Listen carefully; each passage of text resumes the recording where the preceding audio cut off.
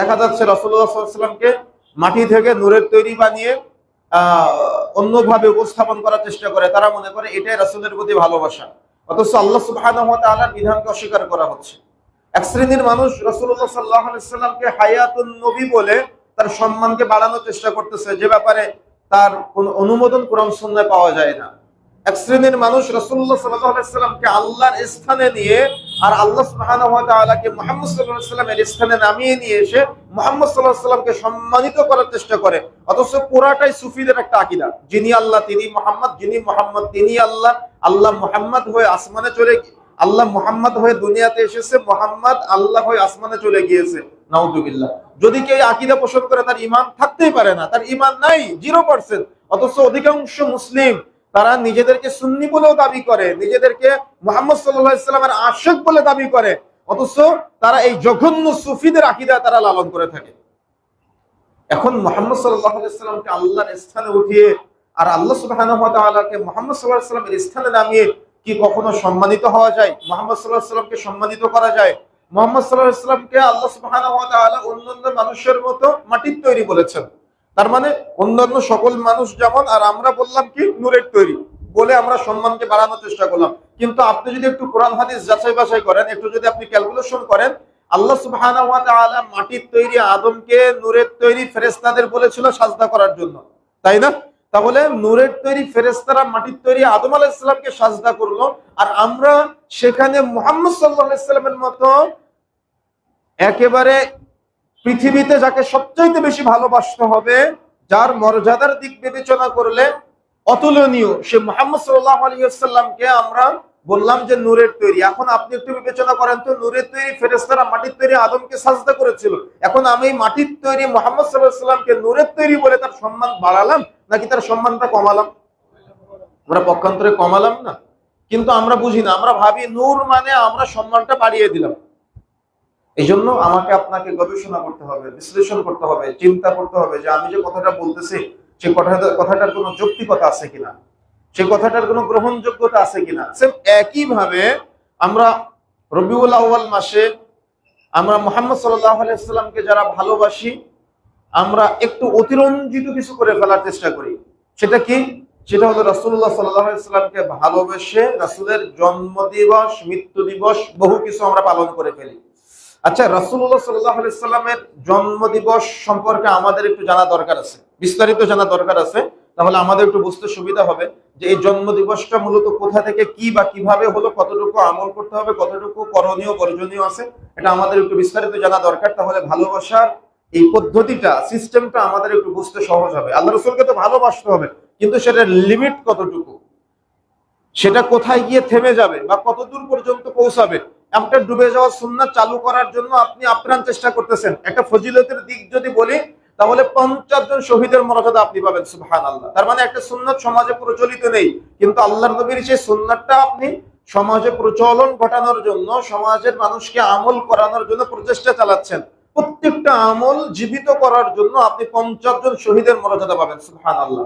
সে শহীদ হলো বদর, উহুদ, খন্দকে যুদ্ধ করে যারা শহীদ হয়েছে, তাদের মধ্যে 50 জন শহীদের মর্যাদা পাওয়া যাবে ইনশাআল্লাহ। তাহলে আপনি যদি সুন্নতকে সমুন্নত করার চেষ্টা করেন, সুন্নতকে যদি উজ্জীবিত করার চেষ্টা করেন, তাহলে ফজিলত আছে। কিন্তু আপনি যদি এই চিন্তা করেন যে আল্লাহর নবী করে নাই, সাহাবায়ে কেরাম আমল করে নাই, কিন্তু আমার করার প্রয়োজন, তাহলে আপনার এটা ভুল চিন্তা। আপনার এটা কি চিন্তা হবে বলেন তো? ভুল চিন্তা। কেন? একটা বিষয় স্পষ্ট, ইসলাম কি পরিপূর্ণ না? আমরা কিন্তু বহু উদাহরণ দিয়ে বলতে পারি, কিন্তু ওদিকে যাচ্ছি না। শুধুমাত্র সংক্ষেপে আপনাদের এতটুকু বলে যে ইসলাম পরিপূর্ণ, ইন্নাদ-দীন ইনদাল্লাহিল ইসলাম। আমরা ইসলামকে পরিপূর্ণ বলে আবার এমন কি আমাদের প্রয়োজন হলো যে আমলটা আল্লাহর নবী করার প্রয়োজন মনে করে নাই, সে আমলটা আমরা করলাম। আমরা ইসলামকে পূর্ণাঙ্গতা দিয়ে, স্বীকৃতি দিয়ে আমাদের এমন কোন আমলের প্রয়োজন পড়লো যে আমল সাহাবায়ে কেরাম করে নাই, কিন্তু আমাদের করার প্রয়োজন আছে? এমন কি কোনো আমল করার ফায়দা বা উপকারিতা আছে বলে মনে হয় আপনাদের কাছে, যে আল্লাহর নবী করে নাই কিন্তু আমাদের জন্য করা দরকার, সাহাবায়ে কেরাম করে নাই কিন্তু আমাদের জন্য করা দরকার, সালাফরা করে নাই কিন্তু আমাদের জন্য করা দরকার, প্রয়োজন আছে? ইমামরা করে নাই কিন্তু আমাদের জন্য করা দরকার। এটা তো প্রয়োজন হতে পারে না। ইসলাম পরিপূর্ণ। এই পরিপূর্ণ জীবন ব্যবস্থার মধ্যে যদি আপনি কোনো কিছু ঢুকান, তাহলে কোরআন সুন্নাহর দলিল লাগবে। কোরআন সুন্নাহর দলিল ছাড়া যদি আপনি কোনো আমলের ব্যাপারে তাকিয়ে থাকেন, কোনো আমল করেন, নিঃসন্দেহে সেটা সুন্নাহ পরিপন্থী, সেটা বিদআত হবে। কেন? বিদআতের কোনো দলিল থাকে না। বিদআতের কোনো দলিল থাকে না। যেটার দলিল নাই সেটাই বিদআত। যার কোরআন থেকে দলিল নাই, যে আমলের সুন্নাহ থেকে দলিল নাই, যে আমলের হাদিস থেকে কোনো দলিল পাওয়া যায় না, অর্থাৎ আল্লাহর নবীর কোনো আমল পাওয়া যায় না, সাহাবায়ে কেরামের কোনো আমল পাওয়া যায় না, সে আমল যদি আপনি নেকির উদ্দেশ্যে করেন তাহলে সেটা বিদআত হবে। আপনি যদি রাসূলুল্লাহ সাল্লাল্লাহু আলাইহি ওয়াসাল্লামের উপরে সুন্নাহ বলে চাপিয়ে দেন তাহলে সেটা বিদআত হবে। এই বিদআত করে কি আমরা সম্মানিত হতে চাই? বিদআত করে কি আমরা রাসূলের প্রতি বেশি ভালোবাসা দেখাতে চাই? এই বিষয়টা আমাদের ব্রেনে ঢোকাতে হবে প্রথমে। এখন আসেন আমরা একটু জানার চেষ্টা করি যে রাসূলুল্লাহ সাল্লাল্লাহু আলাইহি ওয়াসাল্লামের মৃত্যু দিবস পালন করাই মূলত রাসূলের প্রতি ভালোবাসা প্রদর্শন না। মূলত মৃত্যু দিবসটা কিভাবে আমাদের সমাজে প্রচলিত হলো, আমল সংগঠিত হলো, এটা আমাদের জানা দরকার আছে। তার প্রথম হলো যে অধিকাংশ মানুষ ঈদে মিলাদুন নবী পালন করে এটা আবেগ থেকে, কোরআন সুন্নাহ থেকে না। কথা কি বুঝতে পেরেছেন? এক বক্তা দেখলাম বক্তব্য দিচ্ছে, কাঁদতেছে আর বলতেছে যে তোরা আমার নবীর ঈদে মিলাদুন নবী পালন করতে দিচ্ছিস না, কোরআন হাদিসে যতই দলিল না থাকুক, ও কাঁদতেছে আর বলতেছে আমি আমল করবই। তার মানে এটা পুরাটাই চলতেছে আবেগ দিয়ে, পুরাটাই চলতেছে বিধর্মীদের মতো পদ্ধতিতে। কোন কোরআন সুন্নাহর দলিলের তোয়াক্কা তারা করার চেষ্টা করেন। এখন আসেন রাসূলুল্লাহ সাল্লাল্লাহু আলাইহি ওয়াসাল্লামের জন্মসাল মূলত কোনটা? লম্বা আলোচনা, সংক্ষেপে শুধু আমরা এতটুকু বলতে পারি যে রাসূলুল্লাহ সাল্লাল্লাহু আলাইহি ওয়াসাল্লামের জন্মসাল সম্পর্কে যতগুলি বর্ণনা পাওয়া যায় তার মধ্যে সবথেকে গ্রহণযোগ্য যে বর্ণনা সেটা হলো যে কায়েস রাদিয়াল্লাহু তাআলা আনহু, তার থেকে বর্ণনাটি এসেছে। 571 খ্রিস্টাব্দের বর্ণনাটা সবথেকে বিশুদ্ধ। যতগুলো বর্ণনা পাওয়া যায় তার মধ্যে 571 খ্রিস্টাব্দের বর্ণনাটা সবথেকে বিশুদ্ধ, এবং এটাই সালাফরা আমাদেরকে বলেছেন। আমরা সেটার উপরে আপনাদেরকে দাওয়াত দিয়ে যাচ্ছি। তো আমরা সালটা জানতে পারি যেটা, সেটা হলো যে 571। এখন আসেন মাস কোনটা? মাসের ব্যাপারে এবং তারিখের ব্যাপারে একটা বড় মতপার্থক্য আছে। মাসের ব্যাপারে এবং তারিখের ব্যাপারে একটা বড় মতপার্থক্য আছে। যে সেই মাসটা রমজান মাস, সেই মাসটা রবিউল আউয়াল মাস, সেই মাসটা সফর মাস, না সেই মাসটা মুহররম মাস। এই ব্যাপারে কুরআন এবং সহিহ হাদিসে কোথাও আপনি স্পষ্ট কোনো প্রমাণ পাবেন না, নাই।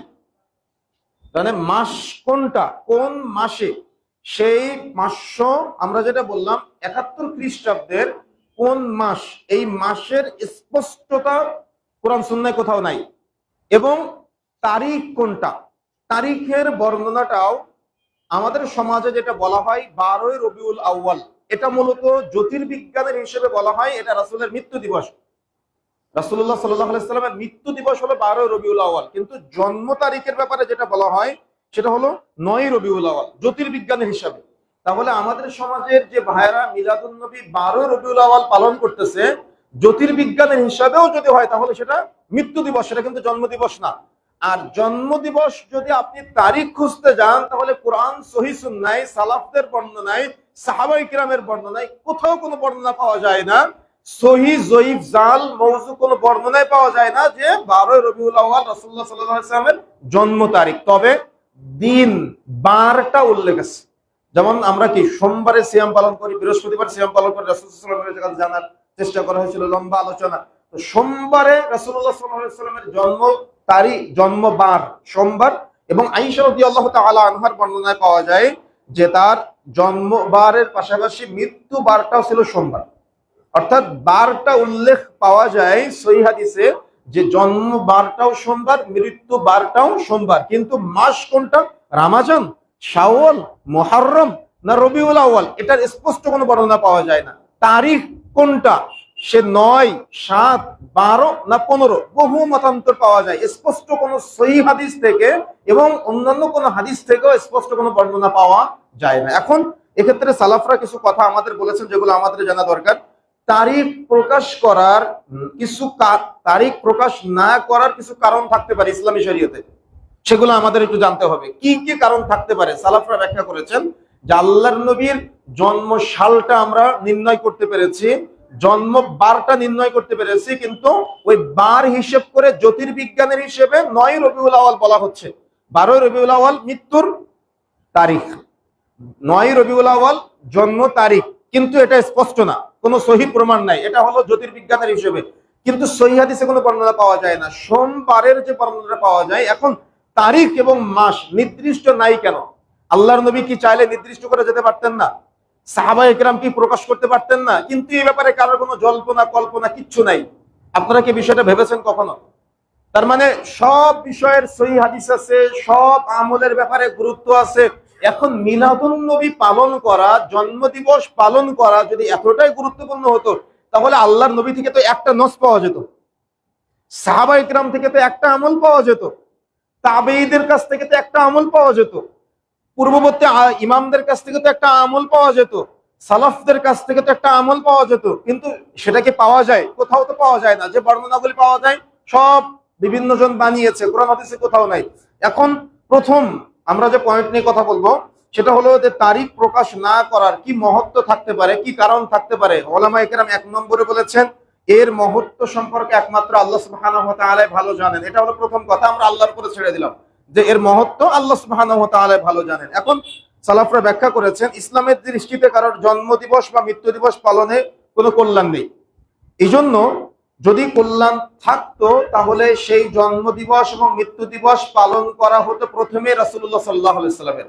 যেহেতু আল্লাহর নবীর জন্মদিবস মৃত্যু দিবস সাহাবা একরাম পালন করে নাই, যার কারণে সেখানে কোনো কল্যাণ নাই। আর যেটাতে কল্যাণ নাই সে ব্যাপারে ইসলামে কোনো নির্দেশনা উম্মতে মুহাম্মাদের জন্য সাহাবা একরাম রেখে যায়নি। কথা কি বুঝতে পেরেছেন? তার মানে এটার মধ্যে কোনো কল্যাণ নেই। যদি কল্যাণ থাকতো তাহলে আমলটা সাহাবা একরাম করতেন। যেহেতু সাহাবা একরামের কোনো আমলের বর্ণনা পাওয়া যায় না, এজন্য এটা অকল্যাণকর, এটাতে কোনো কল্যাণ নাই।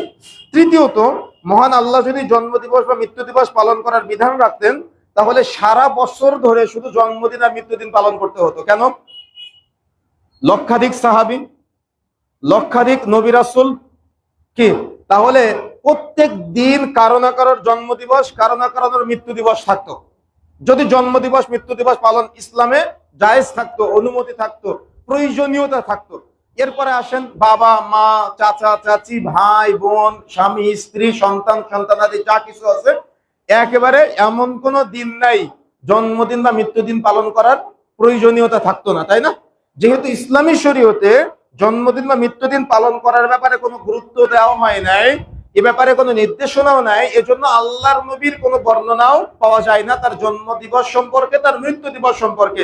সাহাবা একরাম কোনো আমল করেন। এটা হলো মহত্ব। এটা হলো আমাদের ব্রেনে সবসময় রাখতে হবে যে যদি প্রয়োজন থাকতো তাহলে সাহাবা একরাম আল্লাহর নবীর জন্মদিনটা পালন করতেন। পূর্ববর্তী নবী রাসূলদের জন্মদিন আল্লাহর নবী নিজে পালন করতেন। যেহেতু এটাতে কোনো কল্যাণ নাই, এজন্য এটা উম্মতে মুহাম্মাদের জন্য কোনো প্রয়োজনীয়তা নাই। এরপরে আসেন জন্মদিবস বা মৃত্যু দিবস পালন করা, এটা মুসলমানদের রীতিনীতির মধ্যে ইসলামের ইতিহাসে কখনোই ছিল না। এই ইতিহাস এসেছে বিধর্মীদের নিকট থেকে, বিশেষ করে খ্রিস্টানদের থেকে মূলত এটার উৎপত্তি হয়েছে, যারা জন্মদিবস মৃত্যু দিবস পালন করে কেক কাটার মাধ্যমে। কথা বুঝেন না মনে হয়? আর ইসলামে যখনই আল্লাহর নবীর কাছে কোনো বিধান অমুসলিমদের বিধান বলে প্রমাণিত হয়েছে, তখনই আল্লাহর নবী বলেছে তোমরা অমুসলিমদের বিরোধিতা করো, তোমরা ইহুদিদের বিরোধিতা করো, তোমরা কাফেরদের বিরোধিতা করো। কিন্তু আমরা মুসলমান নামে নামকরণ করে মুহাম্মদ সাল্লাল্লাহু আলাইহি ওয়াসাল্লামের উম্মত হয়ে মুহাম্মদ সাল্লাল্লাহু আলাইহি ওয়াসাল্লামের উপরে ভালোবাসা দেখাচ্ছি সেই মুহাম্মদ সাল্লাল্লাহু আলাইহি ওয়াসাল্লামের জন্মদিবস পালন করার মাধ্যমে। নাউযুবিল্লাহ। এই কথা কি বুঝতে পেরেছেন? যেখানে আল্লাহর নবী বলেছে তোমরা অমুসলিমদের বিরোধিতা করো, অমুসলিমদের কুফফারদের বিরোধিতা করো, আর সেখানে আপনি নামকে হস্ত মুসলমান দাবি করে মুহাম্মদ সাল্লাল্লাহু আলাইহি ওয়াসাল্লামের উপরে অপ্রয়োজনীয়, তার মানে এই ভালোবাসার কোনো প্রয়োজন নেই, তার মানে এটা অপ্রয়োজনীয় ভালোবাসা দেখিয়ে আপনি দেখা যাচ্ছে তার জন্মদিবস ঈদে মিলাদুন্নবী পালন করতেছেন, যে ব্যাপারে কোনো বর্ণনা কোরআন সুন্নায় নাই। খামখে, তাহলে খামখেয়ালি নামকে হস্তে আমরা এটা উদযাপন করার চেষ্টা করতেছি। এরপরে আরেকটা কারণ হতে পারে, সেটা হলো মুহাম্মদ সাল্লাল্লাহু আলাইহি ওয়াসাল্লামকে প্রেরণ করা হয়েছে তার আনুগত্য করার জন্য, তার জন্মদিবস মৃত্যু দিবস পালন করার জন্য নয়। এটা হলো সব থেকে মৌলিক কথা। রাসূল সাল্লাল্লাহু আলাইহি ওয়াসাল্লামকে উম্মতে মুহাম্মাদের জন্য কেন প্রেরণ করা হয়েছে? তার আনুগত্য করার জন্য, তার নির্দেশ পালন করার জন্য, তার পদ্ধতিতে আমল করার জন্য, তার জন্মদিন পালন করার জন্য না, তার মৃত্যু দিবস পালন করার জন্য নয়। এটা আমাদের ব্রেনে সব সময়ের জন্য রাখতে হবে যে আমরা যেন মুহাম্মদ সাল্লাল্লাহু আলাইহি ওয়াসাল্লামের জন্মদিবস এবং মৃত্যু দিবস পালন করতে গিয়ে আমরা যেন কখনো সুন্নাহ বিরোধী কোনো কাজ করে না ফেলি, কুফফারদের সাথে সম্পৃক্ত হয় এমন কোনো কাজ না করি। এখন আপনি হয়তো বলতে পারেন যে রাসূলের প্রতি ভালোবাসা প্রদর্শন করা, জুলুস করা, মিলাদের আয়োজন করা, কিয়ামের আয়োজন করা, এটা কি গুনাহের কাজ? এটা তো দেখতে ভালো কাজ। জি, আপনার কাছে দেখতে ভালো মনে হতে পারে, কিন্তু আমার কাছে বিষয়টা কোরআন সুন্নাহ প্রমাণিত না থাকার কারণে আল্লাহর নবী প্রয়োজন মনে করে নাই, সাহাবা একরাম প্রয়োজন মনে করে নাই, ইমামরা প্রয়োজন মনে করে নাই, তাবিরা প্রয়োজন মনে করে নাই, এজন্য আমার কাছে এটার কোনো প্রয়োজনীয়তা নেই। আমি যদি এটাকে প্রয়োজন মনে করি তাহলে আমার বুঝতে হবে সাহাবা একরামের চাইতে বেশি বুঝ। আমি যদি এটার প্রয়োজনীয়তা মনে করি তাহলে আমার বুঝতে হবে ইমামদের চাইতে বেশি বুঝ। আমি যদি এটার প্রয়োজনীয়তা মনে করি তাহলে বুঝতে হবে তাবিঈদের থেকে বেশি বুঝ। আমি যদি এটার প্রয়োজনীয়তা মনে করি তাহলে বুঝতে হবে আল্লাহর নবীর চাইতে বেশি বুঝ। এখন আমি কি আল্লাহর নবীর চাইতে বেশি বুঝতে পারি? আমি কি আল্লাহর নবীর চাইতে বেশি আমল করতে পারি? এই অনুমতি কি আমার আছে? এখানে তো রেস্ট্রিকশন আছে। তাহলে আপনি এটা পার করলেন কেন? আপনাকে যে আমলের ব্যাপারে গুরুত্ব দেওয়া হয়েছে, আপনাকে বিশাল আমল করতে বলা হয় নাই যে আপনার আমলের পাহাড় করে ফেলতে হবে না। আপনি আমলটা কম করেন, কিন্তু আপনার আমলটা যেন আল্লাহর নবীর পদ্ধতিতে হয়। আপনি আমল কম করেন, কিন্তু আপনার আমলটা যেন রাসূলুল্লাহ সাল্লাল্লাহু আলাইহি সাল্লাম সাহাবা একরামের পদ্ধতিতে হয়। সাহাবা একরামের পদ্ধতির বাহিরে যেন আপনার আমলটা না হয়, সেদিকে আপনার খেয়াল রাখতে হবে। যদি সাহাবা একরামের পদ্ধতির বাহিরে আপনার আমলটা হয় তাহলে আপনার আমলটা কবুলযোগ্য হবে না, অগ্রহণযোগ্য হবে। এই জন্য আমাদের তওবা করতে হবে, ফিরে আসতে হবে। আমরা যে রাসূলুল্লাহ সাল্লাল্লাহু আলাইহি সাল্লামের সুন্নাহকে কেন্দ্র করে আমরা সমাজে যে কথাগুলো প্রচার করি, আসলে তার কোনো প্রমাণ পাওয়া যায় না। মিলাদুন নবী উপলক্ষে আমরা যে ওই 12ই রবিউল আউয়ালের দিন আমরা রাসূলুল্লাহ সাল্লাল্লাহু আলাইহি সাল্লামের জন্মদিবস পালন করি, এটা রাসূলুল্লাহ সাল্লাল্লাহু আলাইহি সাল্লামের জন্মদিবস নয়। মূলত রাসূলুল্লাহ সাল্লাল্লাহু আলাইহি সাল্লাম মৃত্যুর তারিখে আমরা তার জন্মদিবস পালন করি। আমাদের জ্ঞানের ঘাটতি থাকার কারণে, আমাদের জ্ঞানের কমতি থাকার কারণে। আর কিছু হুজুর আছে মাজার কেন্দ্রিক, খানকা কেন্দ্রিক, তারা ওই মাজারকে কেন্দ্র করে ওরসের আয়োজন করে, মিলাদ মাহফিলের আয়োজন করে, যেগুলো একেবারে শিরকি কর্মকাণ্ড। বেদাতি কর্মকাণ্ড তো আছে, শিরকি কর্মকাণ্ডে আমাদের সমাজের মানুষ জর্জরিত। আর এর মধ্যে আমাদের সমাজের কিছু মানুষ, হুজুররা আবার বিভিন্ন গালগল্প করে মিলাদের আয়োজনের অনুষ্ঠানে। দেখা যাচ্ছে ঈদে মিলাদুন নবীর আয়োজনে সেটা হলো যে, হে মুহাম্মদ, আপনি না হলে আসমান জমিন কিছুই সৃষ্টি হতো না, বলে না এই কথা? অথচ এ ব্যাপারে কোন সহিহ বর্ণনা পাওয়া যায় না। অথচ মুহাম্মদ সাল্লাল্লাহু আলাইহি সাল্লামকে এভাবে সম্মানিত করতে গিয়ে পক্ষান্তরে আমরা অসম্মানিত করে ফেলি। তারপরে আল্লাহ মুহাম্মদ সাল্লাল্লাহু আলাইহি সাল্লামের নূর হতে সৃষ্টি এবং মুমিনগণ মুহাম্মদ সাল্লাল্লাহু আলাইহি সাল্লামের নূর হতে সৃষ্টি। নাউযুবিল্লাহ। তার মানে আল্লাহকে বলা হচ্ছে আল্লাহ নাকি মুহাম্মদ সাল্লাল্লাহু আলাইহি সাল্লামের নূর হতে সৃষ্টি হয়েছে। আস্তাগফিরুল্লাহ। যদি কেউ আকীদা বিশ্বাস করে তার কখনো ঈমান থাকতে পারে না, সে কখনো ঈমানদার হতে পারে না। একজন অমুসলিম যেমন কাফের, সেও তেমন কাফের হয়ে যাবে। এজন্য ভালোবাসায় বাড়াবাড়ি করা যাবে না, ভালোবাসায় একেবারে ছেড়ে দেওয়া যাবে না। ভালোবাসায় বাড়াবাড়ি করলে সেটা ক্ষতি, আবার ভালোবাসায় ছেড়ে দিলে ক্ষতি। মধ্যম পন্থা অবলম্বন করতে হবে সর্ব অবস্থায়। এরপরে আমাদের সমাজে বলা হয় যে নূরে মুহাম্মদি হতেই আরশ, কুরসি, বেহেশত, দোজখ, আসমান জমিন সবকিছু সৃষ্টি করা হয়েছে। তার মানে মুহাম্মদ সাল্লাল্লাহু আলাইহি ওয়াসাল্লামের নূর হতেই নাকি আসমান, জমিন, বেহেশত অর্থাৎ জান্নাত, জাহান্নাম, আল্লাহর আরশ সবকিছু সৃষ্টি করা হয়েছে। আর এগুলো শুনে আর ইশকে ওই স্টেজে উঠে গিয়ে ওই হুজুরের চুমা খাওয়া শুরু করে, তার দেখা যাচ্ছে টানাটানি শুরু করে, কত রকম কত কি করে না। জিন শয়তানের দ্বারা প্ররোচিত হয়ে যায় মানুষ। এই জন্য আমাদের সতর্ক হতে হবে, সাবধান হতে হবে। এই ধরনের ইশকের কথাবার্তাগুলো শুনে ঈদে মিলাদুন নবীর প্রত্যাবর্তক যিনি ছিলেন মূলত তৎকালীন সময়ে সুলতান সালাউদ্দিন আইয়ুবের আমলে ইরাকের ইরবাল এলাকার মুজাফফর উদ্দিন নামে একজন প্রথম তার সমাজে ক্ষমতা প্রতিপত্তি বিস্তার করার জন্য, যুগে যুগে দেখবেন, শুধু তৎকালীন সময়ে না, এখনো পর্যন্ত ক্ষমতার মসনদ টিকিয়ে রাখার জন্য মানুষের ধর্মান্ধতাকে মানুষ বেশি প্রায়োরিটি দেয়।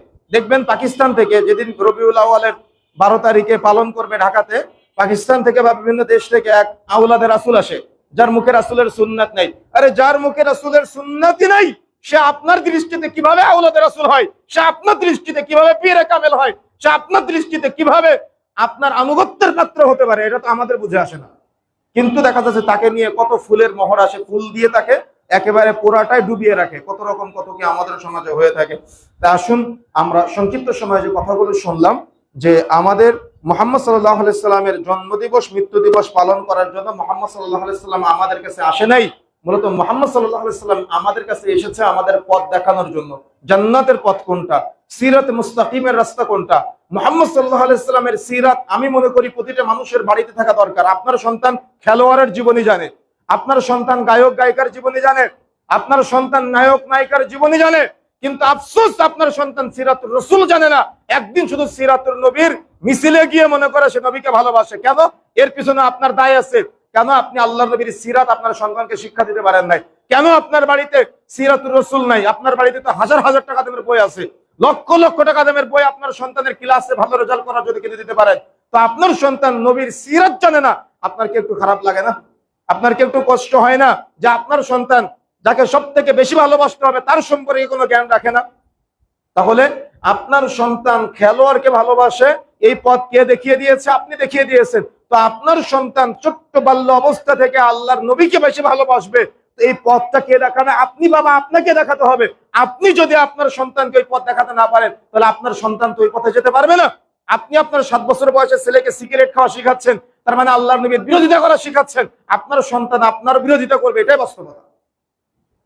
এই জন্য আমাদেরকে চেষ্টা করতে হবে সিরাতুর রাসূল প্রত্যেক ব্যক্তির বাড়িতে যেন থাকে, সিরাতুর রাসূলের চর্চা যেন হয়। ফজরের সালাত আদায় করে স্ত্রী সন্তান সবাই একসাথে বসে সিরাতুর রাসূল পড়বেন, চর্চা করবেন। শুধু ইমাম সাহেবদের জন্য অপেক্ষা করবেন না, বাড়িতে সিরাতুর রাসূল নির্ভরযোগ্য কিতাবটা রাখবেন, রেখে স্ত্রী সন্তান সবাই মিলে সিরাতুর রাসূলের চর্চা করবেন।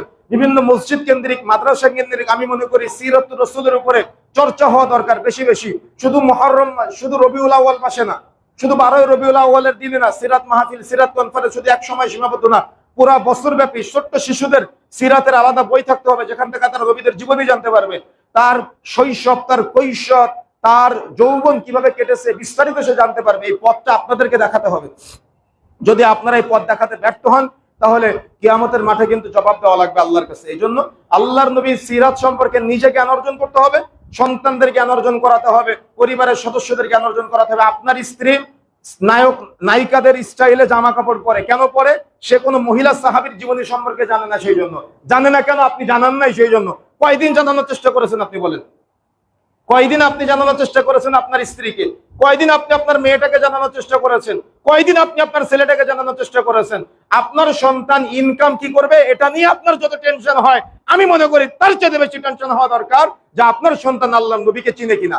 তার চেয়ে বেশি টেনশন হওয়া দরকার আপনার স্ত্রী আয়েশা রাদিয়াল্লাহু তাআলা আনহা, খাদিজা রাদিয়াল্লাহু তাআলা আনহা তাদেরকে চিনে কিনা, তাদের জীবনী জানে কিনা, তাদের জীবনীকে স্মরণ করে তারা দুনিয়াতে চলাফেরা করে কিনা, এটা আপনার জানা দরকার আছে।